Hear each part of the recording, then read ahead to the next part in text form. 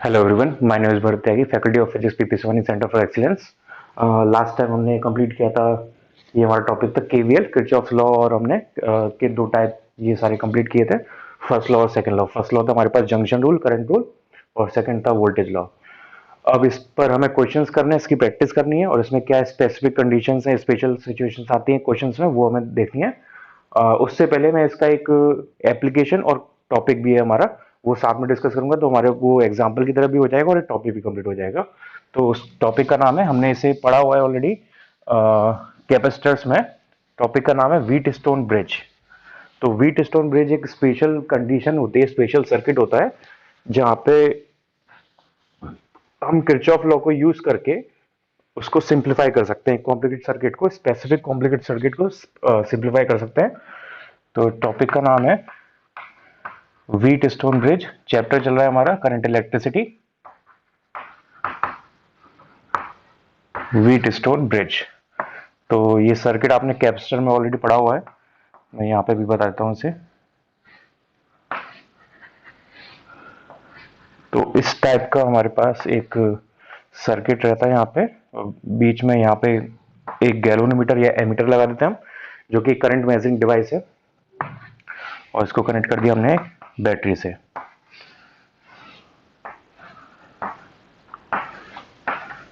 Battery का EMF है ई, और ये रेजिस्टेंसेस हैं पी, क्यू, आर, एस, और इसको सपोज हम बोल देते हैं एक्स। तो ये सर्किट है हमारे पास, और ये सर्किट में अगर एक स्पेसिफिक कंडीशन सेटिस्फाई हो रही है, तो ये व्हीट स्टोन की तरह काम करता है, व्हीट स्टोन ब्रिज ये बन जाता है। और वो कंडीशन ये है कि इन दोनों पॉइंट्स का पोटेंशियल सेम आना चाहिए, इन दोनों पॉइंट का पोटेंशियल सेम होना चाहिए। तो इस ब्रांच में से कोई करंट फ्लो नहीं करेगी, और वो तब पॉसिबल है जब इन दोनों रेजिस्टेंसेस का रेशियो इन दोनों रेजिस्टेंसेस के रेशियो के इक्वल हो। तो इसको प्रूव करते हैं। यहाँ पे सपोज हमने करंट फ्लो मान लिया कि आई करंट फ्लो यहाँ पर हो रहा है, और यहाँ पर करंट फ्लो हो रहा है आई वन। तो यहाँ पर करंट फ्लो होगा आई माइनस आई वन। इस पॉइंट में मैंने किरचॉफ करंट लॉ लगा दिया, तो टोटल करंट आई वन इधर चला गया, तो आई माइनस आई वन करंट इधर बचेगी हमारे पास। तो ये करंट डिस्ट्रीब्यूशन आ जाएगा। अब इसके बाद कंडीशन ये व्हीट स्टोन की कि यहाँ पे इस ब्रांच में कोई करंट फ्लो नहीं होती, यानी इस ब्रांच में 0 एम्पियर करंट फ्लो होती है। तो इन पॉइंट्स के नाम अज्यूम कर लेते हैं, सपोज ये ए पॉइंट, ये बी पॉइंट, ये सी पॉइंट, और ये डी पॉइंट। तो बी पॉइंट और डी पॉइंट के बीच में कोई करंट फ्लो नहीं हो रही है, यानी बी पॉइंट्स और डी पॉइंट के बीच का जो पोटेंशियल डिफरेंस है वो जीरो आना चाहिए। इसका मतलब बी पॉइंट का पोटेंशियल और डी पॉइंट का पोटेंशियल सेम होना चाहिए। तो वो कब होता है, कंडीशन व्हीट स्टोन की तब होती है P upon Q equals to R upon S, या P upon R equals to Q upon S. जब ये स्पेसिफिक कंडीशन सेटिस्फाई हो रही है, तो यहाँ पे V B minus V D equals to होगा जीरो, और कोई करंट गैल्वेनोमीटर से फ्लो नहीं होगी, यानी एक्स रेजिस्टेंस में से कोई करंट फ्लो नहीं होगी। अब ये कंडीशन आती कैसे है, उसको किरचॉफ लॉ से सॉल्व करके देखते हैं। तो यहाँ पे हमारे पास किरचॉफ लॉ की प्रैक्टिस हो जाएगी इस टॉपिक में। यहाँ पे हम केवीएल लगाएंगे। ये दो लूप्स हमारे पास, फर्स्ट ये और सेकंड ये, इन दो लूप्स में हम किरचॉफ लॉ लगाएंगे। तो KVL in loop one, first KVL in loop one. तो लूप वन में केवीएल लगाते हैं, पॉइंट ए से क्लॉकवाइज चलना स्टार्ट करता हूं मैं, सपोज करते हैं क्लॉकवाइज चल रहा हूं पॉइंट ए से। तो पॉइंट ए से क्लॉकवाइज चलेंगे, सबसे पहले हमारे पास आएगी पी रेजिस्टेंस। तो यहाँ पे पी रेजिस्टेंस का वोल्टेज ड्रॉप हो जाएगा पी आई वन, और क्योंकि मेरे चलने की डायरेक्शन में करंट है तो पॉजिटिव लेंगे, पॉजिटिव आ गया। इसके बाद आएगा गैल्वेनोमीटर, आइडियल गैल्वेनोमीटर माना हुआ है हमने, तो आइडियल गैल्वेनोमीटर की रेजिस्टेंस जो होती है जीरो होती है। तो यहाँ पे गैल्वेनोमीटर की रेजिस्टेंस जीरो हो जाएगी। इसके बाद एक्स, और एक्स में करंट है 0 एम्पियर, तो ये हो जाएगा 0 into x, 0 into x plus ये 0 इंटू, मैं डॉट से लिख देता हूँ इसे, 0 इंटू एक्स। और इसके बाद आएगा फिर रेजिस्टेंस आर, जिसमें करंट आ रही है आई माइनस आई वन, और वो मेरे फ्लो के अपोजिट डायरेक्शन में है, तो हम माइनस लेंगे, R I minus I one equals to zero. ठीक, तो यहां से इक्वेशन आ गई हमारे पास P I one equals to R I minus I one, equation number one. तो ये हमने लगाया केवीएल लूप वन में। अब ऐसे ही लगाते हैं केवीएल लूप टू में, लूप टू में। तो लूप टू में सपोज मैं डी पॉइंट से स्टार्ट करता हूँ केवीएल लगाना, और क्लॉकवाइज में मूव करूंगा। तो अगर यहाँ पे करंट जीरो है तो इस ब्रांच में करंट ऑब्वियसली I1 रहेगी और इस ब्रांच में current obviously I minus I1 रहेगी। अब मैं लूप 2 में मूव कर रहा हूँ क्लॉकवाइज, तो पहले मेरे पास रेजिस्टेंस आएगी S, और S रेजिस्टेंस में करंट है I माइनस I1, और मेरे चलने की डायरेक्शन में तो प्लस लेंगे, तो ये हो जाएगा plus I minus I1 into S, और इसके बाद I1 मेरे चलने के अपोजिट डायरेक्शन में तो माइनस I1 इंटू क्यू, और उसके बाद इस ब्रांच में फिर से वही केस, गैलोमीटर की रेजिस्टेंस जीरो है और एक्स की में करंट है जीरो, तो ये हो जाएगा X into zero equals to zero. तो यहाँ से सॉल्व करके आया I1 Q equals to I minus I1 into S, equation number 2। दोनों इक्वेशंस का डिवाइड कर दो, आपके पास ये सेम कंडीशन जो व्हीटस्टोन की है वो हमारे पास आ जाएगी। तो 1 डिवाइडेड बाय 2, तो यहाँ से आ गया Pi1 divide by Q I1 equals to R I minus I1 upon S I minus I1। तो सॉल्व करके हमारे पास कंडीशन आ गई P upon Q equals to R upon S। So this is the condition for Wheatstone. तो Wheatstone में अगर ये condition satisfy हो रही है, इसका मतलब ये है कि इस बीच वाली ब्रांच में कोई करंट फ्लो नहीं करेगी। हमने कैपेसिटर में ऐसा पढ़ा हुआ है ऑलरेडी। तो ये बीच वाली रेजिस्टेंस को हम यहाँ से गायब कर देंगे, तो हमारा सर्किट ये रह जाएगा। इसमें P और Q सीरीज में आ जाएंगे, R और S सीरीज में आ जाएंगे, और फिर P प्लस क्यू और R upon S, R plus S, ये दोनों पैरेलल में हो जाएंगे। तो इसकी नेट रेजिस्टेंस कितनी आएगी वो भी हम यहाँ से निकाल सकते हैं। इस KVL की नेट रेजिस्टेंस आ जाएगी, ये हो जाए ऊपर हो जाएगा P प्लस क्यू, नीचे हो जाएगा R प्लस एस, ये P प्लस क्यू नीचे R प्लस एस। तो यहाँ पर नेट रेजिस्टेंस की आ जाएगी P plus Q into R plus S divided by P plus Q plus R plus S. ये नेट रेजिस्टेंस या इक्विवेलेंट रेजिस्टेंस तुम्हारे पास व्हीटस्टोन की सॉल्व करके आ जाएगी। तो ये टॉपिक है व्हीटस्टोन का, इसकी कुछ एप्लीकेशंस भी आएंगी, उनको हम लास्ट में पढ़ेंगे। अभी नेक्स्ट टॉपिक करते हैं। इसके बाद एक टॉपिक हमने किया था कॉम्बिनेशन ऑफ सेल्स का, वहां पे एक उसका स्पेशल केस है जो मुझे लिखवाना रह गया था, वो और करके देख लेते हैं जल्दी से। तो कॉम्बिनेशन ऑफ सेल्स टॉपिक में कुछ पोर्शंस रह गए थे मुझे कराना, वो यहाँ पे कंप्लीट कर लेते हैं। तो अब कॉम्बिनेशन ऑफ सेल्स वाले पार्ट में इसको कनेक्ट करके लिखना, या पर नहीं वहां पे नहीं लिख सकते तो वहां पे पार्ट लिख देना। कॉम्बिनेशन ऑफ सेल्स पहले जो लिखा हुआ है पार्ट 1, ये पार्ट 2, ठीक है। Combination of cells part 2, okay. तो इसमें मैंने आपको बताया था सीरीज कॉम्बिनेशन आइडेंटिकल सेल्स का। तो एक कॉम्बिनेशन ने किया था series combination of identical sales. अब देखते हैं अगर नॉन आइडेंटिकल सेल्स हैं तो क्या होगा। तो इसमें नेक्स्ट टॉपिक है वो 1 2 हो गए, सीरीज वाला हो गया, पैरेलल वाला हो गया। अब ये 3 है सीरीज कॉम्बिनेशन ऑफ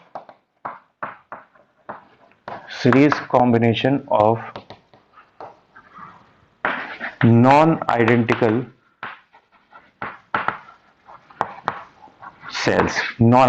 सेल्स। तो सपोज हमारे पास ये इस टाइप से सेल्स लगे हुए हैं, मैं एग्जांपल के लिए 2 सेल्स ले लेता हूं, ठीक है। तो ये E1 सेल्स EMF का सेल है, इसका रेजिस्टेंस है R1, ये E2 का है, इसका रेजिस्टेंस है R2, ये A पॉइंट, ये B पॉइंट, ठीक है। तो अगर अरेंजमेंट ऐसे दिया हुआ है प्लस माइनस, यानी माइनस से प्लस कनेक्टेड है और सारे प्लस अपोजिट साइड के जो पोलैरिटी के प्लेट्स हैं वो लाइन से कनेक्टेड है सीरीज में, तो ये कॉम्बिनेशन सीरीज है। और इस कॉम्बिनेशन में जो नेट इक्विवेलेंट EMF आएगा वो ऐड हो जाएगा। तो E1 प्लस E2, अगर और ज्यादा लगे हुए हैं तो आगे इसमें और ऐड हो जाएंगे, ये इक्विवेलेंट EMF हो जाएगा। और R इक्विवेलेंट तो ऑब्वियसली सीरीज का फॉर्मूला लगेगा, R1 प्लस R2 हो जाएगा, ठीक है। बस सिंपली ऐसे ऐड कर देंगे। फिर जो भी हमें करंट दिए यहाँ से वो करंट चेक कर सकते हैं। यहाँ पे करंट हो जाएगी I equals to E1 plus E2 divide by R1 plus R2, ठीक है। तो जो भी क्वेश्चन दिया उसको इस तरीके से हम सॉल्व कर लेंगे। इसमें अगर इसको स्विच कर दें, अगर ये कॉम्बिनेशन में सेल्स अपोजिट लगा दें, यानी माइनस से माइनस कनेक्टेड है या प्लस से प्लस कनेक्टेड है, और ये E1 R1, मैंने एग्जांपल के लिए 2 लिए हैं यहाँ पे सेल्स, आप कितने भी सेल्स का कॉम्बिनेशन यहाँ से सॉल्व कर सकते हो। ये internal resistance R1 R2, EMF E1 E2, तो इस केस में ऑब्वियसली ये माइनस हो जाएगा। तो यहाँ पे हमें ये पता होना चाहिए कि कौन बड़ा है। तो यहाँ पे E1 सपोज E2 से ज्यादा वैल्यू का है, तो यहाँ पे जो नेट, और इसको आप रीड्रॉ करके ऐसे बना सकते हो, इसको आप रीड्रॉ करोगे तो ये एक सिंगल सेल बन जाएगी जिसका EMF होगा E इक्विवेलेंट और इंटरनल रेजिस्टेंस होगी R इक्विवेलेंट। ये ए टर्मिनल बी टर्मिनल। ऐसे यहाँ पर ये हो जाएगा E equivalent equals to E1 minus E2, और आर इक्विलेंट वही रहेगा क्योंकि वो पोलैरिटी पर डिपेंड नहीं करता, R1 प्लस R2। ठीक है, तो यहाँ से हमारे पास जो एक सिंगल सेल बनेगा, वो जो आपने बड़ा सेल लिया है यहाँ पे उसी की पोलैरिटी में आना चाहिए, तो ये इसकी पोलैरिटी में आएगा प्लस माइनस। ऐसे अगर ये बड़ा होता तो माइनस प्लस करके आता, और ये ए बी, ये ई इक्विलेंट यानी E1 माइनस E2, और आर इक्विलेंट इसकी इंटरनल रेजिस्टेंस, तो इसका सिंगल सेल बन जाएगा ये। तो हमारे पास अगर नॉन आइडेंटिकल यानी डिफरेंट डिफरेंट टाइप के सेल दिए हैं जिनका ईएमएफ और रेजिस्टेंस डिफरेंट है, तो उसका आंसर ये सॉल्व करके आना चाहिए। ओके, तो ये हमारा थर्ड केस हो गया, सीरीज कॉम्बिनेशन। हमने आइडेंटिकल सेल पहले कर लिया था, और ये हमने नॉन आइडेंटिकल सेल्स के लिए देख लिया। अब ऐसे हमने पैरेलल आइडेंटिकल सेल्स के लिए किया था, अब पैरेलल नॉन आइडेंटिकल सेल्स के लिए देखते हैं।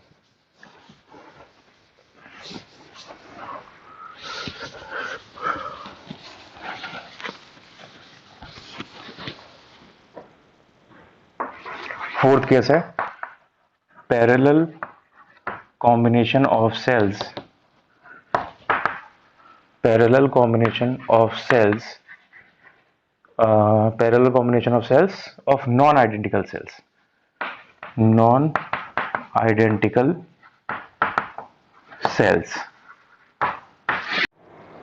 ओके, फोर्थ केस है कॉम्बिनेशन ऑफ सेल्स में हमारे पास parallel combination of non identical cells. Parallel combination हमने आइडेंटिकल सेल्स का तो किया होता, पहले नॉन आइडेंटिकल सेल्स का देखना है। तो इसमें मैं एक डायरेक्ट आपको शॉर्ट ट्रिक फॉर्मूला बता दूंगा इसका, जिससे आपको इजीली इस टाइप का कोई भी क्वेश्चन सॉल्व हो जाएगा। तो सपोज हमें ये ऐसा अरेंजमेंट दिया हुआ है, एक सिंपल अरेंजमेंट पहले ले लेते हैं। ओके, ये एक सर्किट दिया हुआ है हमें, ये E1 सेल है, ये E2 सेल है, इसकी इंटरनल रेजिस्टेंस R1 है, इसकी इंटरनल रेजिस्टेंस R2 है, और ये लोड रेजिस्टेंस है कैपिटल R। ठीक है, तो और इनसे जो करंट आ रही है, सपोज यहाँ पे I1 करंट है, यहाँ पे I2 करंट है, और ये I1 प्लस I2 करंट हो गई, यानी I अज्यूम कर लेते हैं इसे। ठीक, ओके, अब सॉल्व करते हैं। इसका मैं ट्रिक बताता हूँ, शॉर्ट ट्रिक फॉर्मूला इसका कैसे सॉल्व करना है। इसका जो नेट इक्विवेलेंट ईएमएफ आएगा वो आएगा, उसका शॉर्ट ट्रिक फॉर्मूला है E1 अपॉन R1, यानी पहली वाली सेल अपॉन उसकी इंटरनल रेजिस्टेंस, प्लस उसके पैरेलल में जो दूसरी सेल है और उसकी डिवाइड में इंटरनल रेजिस्टेंस। अगर ऐसे तीन और एक और लगी हुई है तो उसमें प्लस में एक और ऐड कर देंगे। ये इसका equivalent E1 upon R1 plus E2 upon R2, और इसमें इंटू करना है आर इक्विवेलेंट का। आर इक्विवेलेंट का मतलब क्या है, R1 R2 का नेट इक्विवेलेंट रेजिस्टेंस, यानी ये R1 R2 पैरेलल में लगे हुए हैं तो पैरेलल का रेजिस्टेंस का फॉर्मूला लगाना है। तो आप इसे ऐसे भी लिख सकते हो, E1 upon R1 plus E2 upon R2 divided by 1 upon R1 plus 1 upon R2। ये E इक्विवेलेंट का फॉर्मूला है। ठीक है, आप इन दोनों को कंबाइन करके एक सिंगल सेल बना सकते हो जिसका ईएमएफ ये होगा। और यहाँ पे आर इक्विवेलेंट आप देख ही सकते हो, R1 R2 को हमने पैरेलल में कनेक्ट कर दिया है, तो उससे आ गया सिंपली। तो आर इक्विवेलेंट हो गया यहाँ से R1 R2 divided by R1 plus R2। ठीक, तो इसको कंबाइन करके आप एक सिंगल सेल बनाओगे तो आपके पास ये सिंगल सेल बन जाएगी ऐसे। ठीक, ये E इक्विवेलेंट हो जाएगा, ये R इक्विवेलेंट हो जाएगा, और ये कैपिटल R रेजिस्टेंस, ये टोटल करंट I, तो टोटल करंट I की वैल्यू हो जाएगी E इक्विवेलेंट, यानी ये पूरी value divided by R equivalent plus capital R। ठीक है, ये आ जाएगा हमारे पास। ओके, ठीक है, आगे करते हैं इसे। अब इसमें थोड़ा सा वेरिएशन देखते हैं, इसे नोट कर लो। अगर इस केस में ये positive to positive, negative to negative connection लगा हुआ था, अगर ये कनेक्शन रिवर्स हो जाए तो सेकंड दोबारा से आपको सर्किट बनाना है। ये इसमें रिवर्स कनेक्शन ले लेते हैं। सपोज हमें कनेक्शन ऐसे दिया हुआ है, ठीक है, और मैं 3 लगा देता हूं इस बार। इस टाइप से कनेक्शन दिया हुआ है, ये external load resistance capital R, ये E3 R3 E2 R2 और ये E1 R1। तो ये टोटल करंट यहाँ से जो आ रही है हमारे पास वो कैपिटल I है। ठीक, अब इसको यहाँ पे अप्लाई करते हैं। तो same principle, same topic apply करो, लेकिन करना क्या होगा, अगर अपोजिट पोलैरिटी आ रही है तो हम उसको माइनस में ले लेंगे, अगर सेम पोलैरिटी है तो प्लस में रहने देंगे। तो यहाँ पे E इक्विवेलेंट हो जाएगा क्या, E1 अपॉन R1।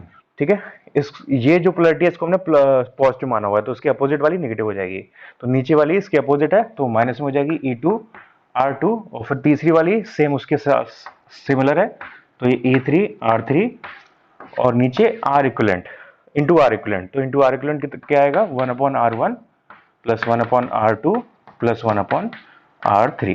ठीक है, तो ये हमारे पास इक्विवेलेंट का वैल्यू आ गई, फॉर्मूला आ गया। इसके बाद R इक्विवेलेंट तो आप देख ही सकते हो यहाँ से क्या है 1/1/R1 plus 1/R2 plus 1/R3, इसमें कोई चेंज नहीं है।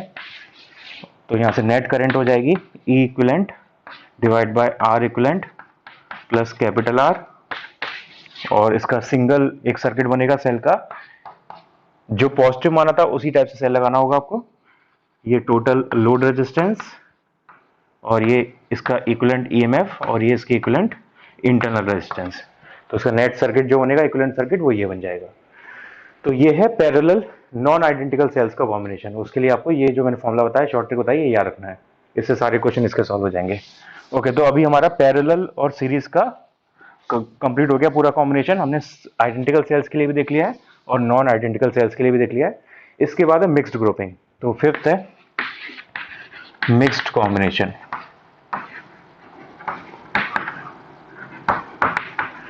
ओके, मिक्स कॉम्बिनेशन में मैं कुछ ज्यादा करना नहीं है। जैसे सीरीज में रेजिस्टेंसेस को हम सीरीज पैरेलल में ऐड करते हैं, तो आपको सीरीज पैरेलल समझ में आता है तो आप कॉम्बिनेशन का भी निकाल सकते हो इजीली।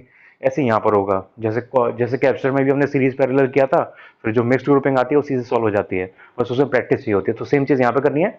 मैं एक स्पेसिफिक केस यहाँ पे बता दूंगा आपको, एक स्पेसिफिक केस, उसके अकॉर्डिंग आप जो भी वेरायटी दी हो आपको क्वेश्चन की उसको सॉल्व कर सकते हो। तो सपोज हमारे पास क्वेश्चन ये है कि हमने n सेल्स को सीरीज में कनेक्ट किया, n सेल्स को, n आइडेंटिकल सेल्स को, ये आइडेंटिकल सेल्स हैं, को सीरीज में कनेक्ट किया, और ऐसी ब्रांचेस को m बार पैरेलल में कनेक्ट किया, सेम ब्रांचेस को m टाइम्स पैरेलल में कनेक्ट किया।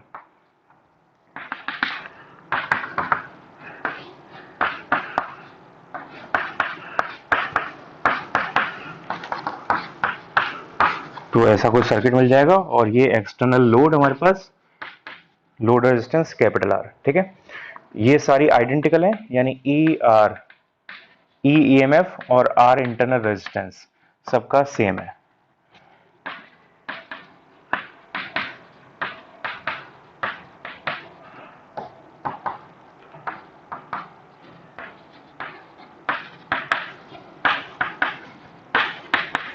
ठीक है, और ये टोटल करंट, ये टोटल करंट होगी इसकी। ओके, तो यहां पे ये n identical cells, n identical cells are connected in series in this way. ये n सेल्स ऐसे कनेक्टेड है, मैं थियरी नहीं लिख रहा, आपको इससे समझ में आ जाएगा। और ये m ब्रांचेस, और ये भी आइडेंटिकल बनेंगे, आइडेंटिकल m ब्रांचेस, यानी एक ब्रांच ही है, एक सिंगल ब्रांच ही है, फिर ऐसी m ब्रांचेस पैरेलल में ऐसे कनेक्टेड है। तो ये मिक्स ग्रुपिंग करिए एग्जांपल के लिए हमने। ठीक है, अगर यहाँ पे कुछ वैरायटी दी है, अगर ये डिफरेंट नॉन आइडेंटिकल है, तो आप उसको नॉन आइडेंटिकल तरीके जैसे मैंने बताया तो वैसे सॉल्व कर लोगे।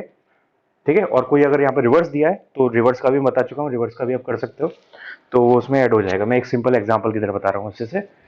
तो इस पर्टिकुलर केस में हमारे पास आपको दिख रहा है साफ साफ कि इस ब्रांच की टोटल ईएमएफ कितना होगा।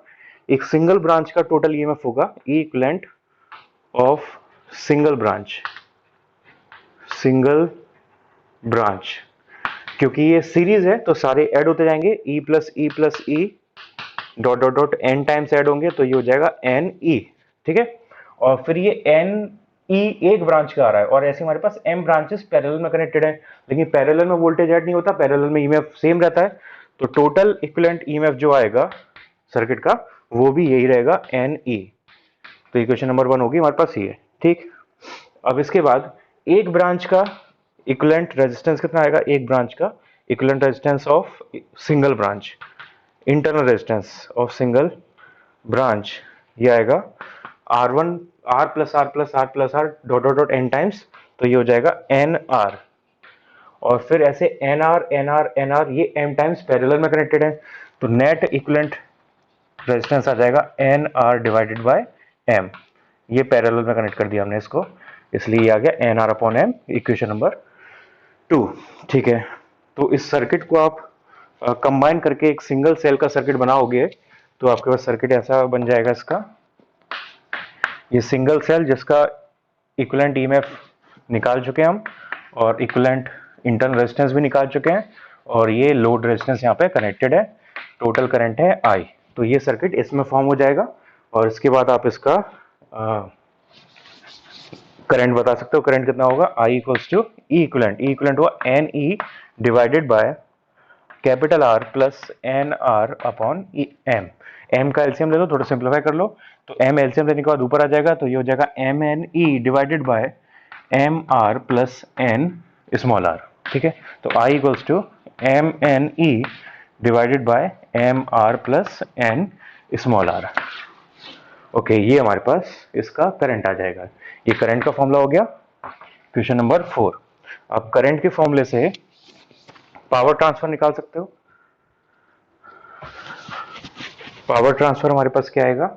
P equals to I square R. Load पर power transfer, power transfer on load, on load. तो ये हो जाएगा P equals to M N E divide by M R plus N R square into capital R. ये हमारे पास power transfer हो गया। 5th, अब हमें चेक करना है कि मैक्सिमम करंट और मैक्सिमम पावर ट्रांसफर कब आएगा। तो ये हमने पिछले केसेस में भी निकाल के देखा था कि मैक्सिमम करंट कब आती है। मैक्सिमम करंट का एक केस हमारे पास आया था, और मैक्सिमम पावर का भी हमारे पास एक केस आया था। कब होता है वो? जब इंटरनल रेजिस्टेंस एक्सटर्नल रेजिस्टेंस के बराबर होती है। ये मैंने लिखवाया था आपको, इंटरनल रेजिस्टेंस जब एक्सटर्नल रेजिस्टेंस के बराबर होती है तब मैक्सिमम पावर ट्रांसफर होता है। ये मैक्सिमम पावर ट्रांसफर की कंडीशन है, लेकिन हम इसको सॉल्व करके इस केस के लिए निकाल के देख लेते हैं ये सेम आ रहेगा हमारे पास या नहीं। तो मैक्सिमम पावर ट्रांसफर के लिए हमारे पास करंट भी मैक्सिमम होना चाहिए, क्योंकि P I के प्रोपोर्शनल आ रहा है यहाँ पर आई स्क्वायर के, तो करंट भी मैक्सिमम आनी चाहिए। करंट मैक्सिमम कब आएगी? जब ये नीचे वाली वैल्यू मिनिमम आए। ठीक है, या आप डिफरेंशिएशन करके निकाल सकते हो। तो डिफरेंशिएशन करने से थोड़ा ज़्यादा कॉम्प्लिकेटेड हो जाएगा। मैं इसका एक और तरीका निकाल के बताता हूँ आपको। इसको आप ऐसे भी लिख सकते हो, M N E under root M R minus under root N R whole square plus 4 under root M N capital R small R. Okay, इसको आप खोलोगे तो आपके पास आएगा M R plus N R minus 2 under root M N minus 2 under root क्या बचेगा? हाँ, इसको प्लस कर लेते हैं, +2 कर देते हैं, सॉरी। तो इसको खोलोगे तो एम आर स्क्वायर यानी M R, N R square यानी एन आर, और minus 2 under root M N capital R small R, और वो इससे कैंसिल आउट हो जाएगा और ये सेम आ जाएगा। यानी हम इसको ये लिख सकते हैं, आपने पढ़ा होगा ये, ए प्लस बी को आप ए माइनस बी के होल स्क्वायर के फॉर्म में लिख सकते हो, अंडर रूड ए माइनस अंडर रूड बी के होल स्क्वायर के फॉर्म में लिख सकते हो। इसको आप बेसिकली एक्सपेंड करोगे तो ये सेम चीज आ जाएगी। ठीक है, तो इसको मैं ऐसे लिख सकता हूँ। तो या तो आप ऐसे चेक कर लो, इससे समझ लो इसे, अदरवाइज आप मैक्सिमम मिनिमा जैसे हम करते हैं डिफरेंशिएशन से, और लास्ट टाइम भी शायद वैसे ही बताया होगा आपको, तो वैसे भी आप सॉल्व करके निकाल सकते हो, या तो उसके लिए या इसके लिए, सेम आंसर आएगा दोनों के लिए। ओके, तो हम उसके लिए निकालेंगे तब भी सेम आंसर आएगा, यहाँ के लिए निकालेंगे तब भी सेम आंसर आएगा। तो मैं इससे निकाल रहा हूँ क्योंकि यहाँ पे स्क्वायर नहीं है, तो थोड़ा सिंपल तरीके से हो जाएगा। ओके, अब यहाँ पे सिंपल सी मैथमेटिक्स लगेगी कि ये जो वैल्यू है वो मिनिमम होनी चाहिए। अब ये वैल्यू मिनिमम कब होगी? ये तो अंडर रूट है, तो अंडर रूट की मिनिमम वैल्यू तो 0 ही हो सकती है, तो वहां से हमारे पास कोई रिजल्ट नहीं आएगा। यहाँ पे एक वैल्यू 0 होनी चाहिए, 0 को नहीं ले सकते हम। तो उसको अगर हम नहीं ले सकते तो हमें इसको लेना पड़ेगा। तो हमारे पास for I to be maximum, I to be maximum under root M R minus N R square और plus this has to be maximum और minimum, sorry, has to be minimum, and for that this term has to be minimum, क्योंकि इसके साथ हम कुछ नहीं कर सकते, अंडर रूट में दिया है, मिनिमम वैल्यू 0 है, तो वो तभी आ सकती है जब इन चारों में से कोई वैल्यू 0 हो। ऐसा कुछ हमें लेना नहीं है क्योंकि वो स्पेसिफिक वैल्यू हो जाएगी, तो हम इसको हाथ नहीं लगा सकते, हम सिर्फ इसको चेक कर सकते हैं। ठीक है, तो for this to be minimum this has to be minimum. ठीक है, और ये स्क्वायर दिया हुआ है, स्क्वायर की वैल्यू कभी भी नेगेटिव में नहीं जाती है, तो हमें पता है कि इसकी मिनिमम वैल्यू क्या हो सकती है। इसकी मिनिमम वैल्यू हो सकती है, पॉसिबल जो है इसकी minimum value, that for I has to be minimum is 0। किसी भी स्क्वायर की जो मिनिमम वैल्यू हो सकती है वो 0 हो सकती है। तो अगर स्क्वायर की वैल्यू 0 लगाएंगे यहाँ पे हम, तो हमारे पास सॉल्व करके कंडीशन क्या आ जाएगी, M capital R equals to N small R, और यहाँ से कैपिटल आर इक्वल्स टू आ गया एन आर अपॉन एम। अब यहाँ पे कैपिटल आर क्या है, एक्सटर्नल रेजिस्टेंस, कैपिटल आर है एक्सटर्नल रेजिस्टेंस, और ये हमने निकाला था, ये इंटरनल रेजिस्टेंस का इक्विवेलेंट आ रहा था, तो ये हमारे पास इंटरनल रेजिस्टेंस है। तो सेम कंडीशन हमारे पास फिर से वापस आ गई, एक्सटर्नल रेजिस्टेंस और इंटरनल रेजिस्टेंस बराबर होगी तो हमें मैक्सिमम पावर ट्रांसफर मिलेगा, मैक्सिमम पावर हमारा कंज्यूम होगा, हमें लोड पे मिलेगा, ठीक है। तो वही सेम कंडीशन है, तो इस कंडीशन को अच्छे से याद रखना, स्टार बना के लिख लेना। मैक्सिमम पावर ट्रांसफर के लिए इंटरनल और एक्सटर्नल रेजिस्टेंस बराबर होनी चाहिए। अब वो पर्टिकुलरली क्या है उस केस में, वो आपको डिफरेंट डिफरेंट केसेस में डिफरेंट मिलेंगी, तो उस केस के लिए निकालना पड़ेगा। इस केस के लिए ये है हमारे पास, ठीक है। तो ये हमारे पास कंडीशन आ गई मैक्सिमम पावर ट्रांसफर की। अब निकाल भी लेते हैं कि मैक्सिमम पावर ट्रांसफर आएगा कितना और मैक्सिमम करंट कितनी आएगी। तो उसके लिए कैपिटल आर की जगह या एन आर की जगह कैपिटल आर एम लगा दो, तो यहाँ पे से लगाओगे तो ये आ जाएगा I max equals to M N E divided by 2m r, ये m से m कैंसिल आउट, यानी N E divide by 2r। ये मैक्सिमम करंट कैपिटल आर के टर्म में आ गई, या स्मॉल आर के टर्म में भी निकाल सकते हो। ये हो जाएगी M N E divide by 2, और आर की वैल्यू वहां से लगा दो, तो ये हो जाएगा एन आर इंटू एम, तो एन से एन कैंसिल आउट, ये आ गया M E divide by 2 small R. तो या तो ये वैल्यू आर कैपिटल आर के टर्म में, या ये वैल्यू स्मॉल आर के टर्म में। ये हमारे पास मैक्सिमम करंट हो गई। इसको याद करने की जरूरत नहीं है, बस आपको ये कंडीशन याद होनी चाहिए, फिर इसको आप बहुत इजीली निकाल सकते हो। ओके, ये तो आई मैक्स निकाल लिया हमने। अब पावर मैक्स देखते हैं। पावर मैक्स हो जाएगा आई स्क्वायर मैक्स इंटू आर। तो आई स्क्वायर मैक्स कोई भी वैल्यू ले लो यहाँ पे, तो ये N square E square upon 4r square into capital R, तो इससे आर कट गया, ये आ गया N square E square divide by 4r। ये मैक्सिमम पावर ट्रांसफर आ गया कैपिटल आर के टर्म में। अब कैपिटल आर की वैल्यू ये लगा दो यहाँ पे, तो आपके पास पी मैक्स की स्मॉल आर के टर्म में वैल्यू आ जाएगी। तो ये हमारे पास इक्वेशन चेक कर लेना कौन सी बन रही है, फिफ्थ या सिक्स जो भी इक्वेशन आ रही थी। अगर फिफ्थ थी तो सिक्स ये इक्वेशन है, सेवंथ ये इक्वेशन है, और ये एट्थ इक्वेशन है। अब स्मॉल आर के टर्म में पी मैक्स की वैल्यू निकालो, वो हमारे पास लास्ट नाइन्थ इक्वेशन आ जाएगी, ठीक है। तो वो अपने आप निकालनी है आपको, नाइन्थ इक्वेशन क्या आ रही है स्मॉल आर के टर्म में, वो वैल्यू बस यहाँ पे लगा देनी है, स्मॉल आर के टर्म में आ जाएगा। तो ये हमारे पास कॉम्बिनेशन ऑफ सेल्स का पूरा टॉपिक यहाँ पे फिनिश हो गया। कॉम्बिनेशन ऑफ सेल्स हमने पूरा कर लिया है।